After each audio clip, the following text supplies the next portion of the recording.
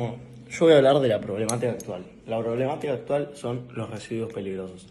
¿Qué residuos son estos? Los que afectan el agua, la tierra, el aire, la atmósfera en general, los seres vivos, todo. Algunos de estos desechos pueden ser residuos con cianuro, residuos fitosanitarios, es decir, eh, fungicidas, tipo venenos para las plantas. Otros pueden ser residuos como el PCB, que es tipo, se usa para los transformadores eléctricos, es muy tipo peligroso para el ambiente, desechos tipo de farmacias. Y una de las grandes problemáticas que genera esto es que Argentina consta con más de 5.000 basurales a cielo abierto. ¿Qué hacen estos basurales? Queman cualquier tipo de residuo sin tener ningún filtro, es decir, no revisan qué es lo que van a quemar, y al quemar esto genera un líquido y un humo muy tóxico para la atmósfera, y este líquido cuando llueve es drenado hacia la tierra y la tierra absorbe este líquido y se ve dañada por todo tipo de residuos. Ay, bueno. La situación actual de la Argentina sobre residuos peligrosos es bastante grave. Se produjeron 11.252.166 toneladas de residuos peligrosos. Tan solo un 9.6% de esta basura fue tratada de forma responsable. Toda esta basura es distribuida de diversas formas a lo largo de toda la Argentina. Es claro que gran parte termina en basurales corrientes y otra en lugares perjudiciales, o sea, el agua, la tierra, la naturaleza. Pero bueno, realmente el problema no son los residuos peligrosos. El problema es cómo son administrados y el poco respeto que se les tiene. Como ya sabemos, uno de los problemas son los basurales a cielo abierto, ya que estos químicos sales tienen una descomposición lenta, fomentan los malos olores y desprenden gases contaminantes. Los químicos tirados en el agua crean destrucción directa de los animales y la fauna acuática. Los residuos en basurales, sin aislante, se filtran en el suelo aniquilando la fertilidad de él, sin decir que luego terminarán en el agua. Todas estas contaminaciones quiebran ecosistemas enteros, balances de naturaleza importantísimos para la óptima vida de los seres vivos. Incluso las sociedades humanas son afectadas. El agua de un mismo río puede ser contaminada e intoxicar a aquel que la consuma. La ley número 24.051 está separada en 5 capítulos, cuyos capítulos son el capítulo 1, que habla sobre el ámbito de aplicación y disposición generales, el capítulo 2, que habla sobre los registros de generadores y operadores de residuos peligrosos, el capítulo 3, que habla sobre el manifiesto, el capítulo 4, que son los generadores, y el capítulo 5, que son los transportistas de residuos peligrosos. Nosotros elegimos 2 sanciones, que son del artículo 49, capítulo 8, que habla sobre toda infracción a la disposición de esta ley, su reglamentación y normas complementarias en su consecuencia se dicten, serán reprimidas por la autoridad de aplicación con las siguientes sanciones, que podrán ser acumulativas. La primera sanción es la suspensión de la inscripción en el registro de 30 días de hasta un año, y la segunda sanción es la cancelación de inscripción en el registro. Después elegimos el artículo 56, capítulo 9, que es cuando alguno de los hechos previstos en el artículo anterior es cometido por una imprudencia o negligencia, o por una impericia del propio arte o profesión, o por inobservancia de los reglamentos u ordenanzas, se impondrá prisión de 1 mes a 2 años, y si es resultante de una enfermedad o muerte de alguna persona, la pena será de 6 meses a 3 años. Bueno, las propuestas de la ONG son utilizar estos residuos la mayor cantidad de veces posible antes de desecharlos, o mismo tratar de producir lo menos posible. De esta manera disminuirá en gran cantidad el flujo de estos residuos por la atmósfera, ya que se le daría mayor uso varias veces, y esto haría que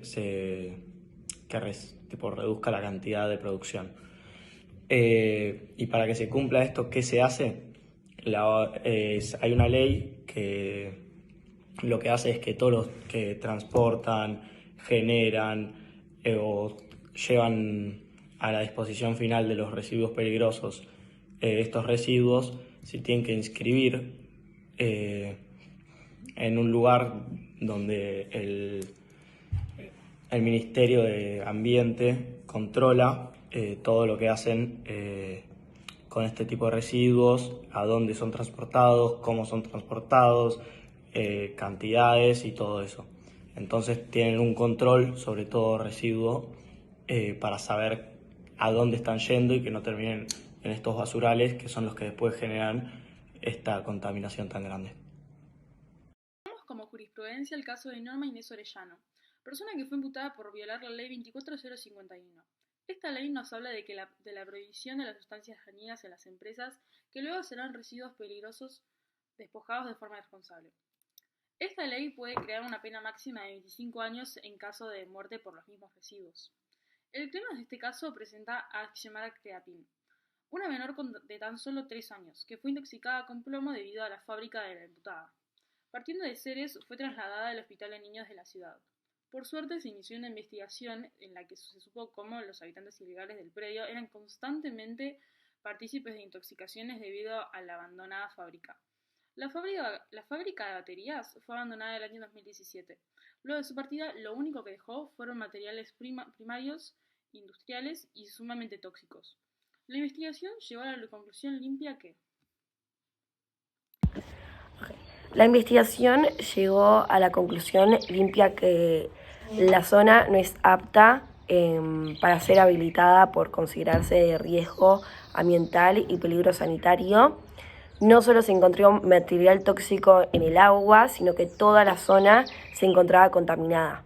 Las plantas, las tierras, todo el ambiente. El contacto es inevitable, ya sea por la inhalación o contacto directo. Luego, el fiscal pidió una indagatoria para Orellano, que fue acusada de haber contaminado con plomo por imperecia en el propio arte o profesión. Esta acusación se vio que la mujer oriunda de Ceres formó parte del directorio que administró la empresa que fabricaba baterías. Ornella en esta línea aclaró que ingresó a la empresa a principales de los años 90 y que siempre efectuó las tareas administrativas. Según declaró, que jamás participó en ningún encuentro ejecutivo. En conclusión, el doctor Marcelo Baliaque entendió que no había pruebas suficientes para ordenar el procesamiento ni para sobreseer al imputado, es decir, que se dictó falta de mérito. Al ser tan extensa, tomaremos como foco de la problemática los múltiples empresas industriales. Estas empresas no suelen ser conscientes de sus residuos, como por ejemplo tomamos la empresa de Ford. Tomamos como ejemplo esta empresa porque produce autos en masa. Los residuos son expuestos a un río donde varios hogares, familias se alimentan. El principio de prevención del artículo 4, las causas y las fuentes de los problemas ambientales se atenderán en forma prioritaria e integrada, tratando de prevenir los efectos negativos que sobre el ambiente se pueden producir. El principio de responsabilidad del artículo 4 nos dice que el generador de los efectos degradantes del ambiente actuales o futuros es responsable de los costos de las acciones preventivas y correctivas de recomposición, sin prejuicio de la vigencia de los sistemas de responsabilidad ambiental que correspondan. Este inciso tiene mucha relación con lo dicho en el artículo anterior. La empresa está violando este inciso directamente. No se hace responsable de lo que debería, de sus residuos. La empresa no se hace responsable de lo que está produciendo. Después, finalmente, vamos a hablar del principio de subsidiariedad en el mismo artículo, que nos dice que el Estado Nacional, a través de las distintas instancias de la administración pública, tiene la obligación de colaborar y, de ser necesario, participar de forma complementaria en el accionar de los particulares de la preservación y protección ambientales. Obviamente este inciso es ignorado en su totalidad, ya que múltiples residentes presentaron muchísimas quejas, denuncias y empezaron juicios, pero ninguno tuvo caso, porque no tienen poder en comparación a Ford. Quien sí lo tiene, que es el gobierno, quien debería defenderlos, o sea, la nación, no lo hace. O sea que este inciso está siendo completamente ignorado, porque como Estado es su responsabilidad ayudar al pueblo para no tener que vivir con esas contaminaciones creadas por la empresa.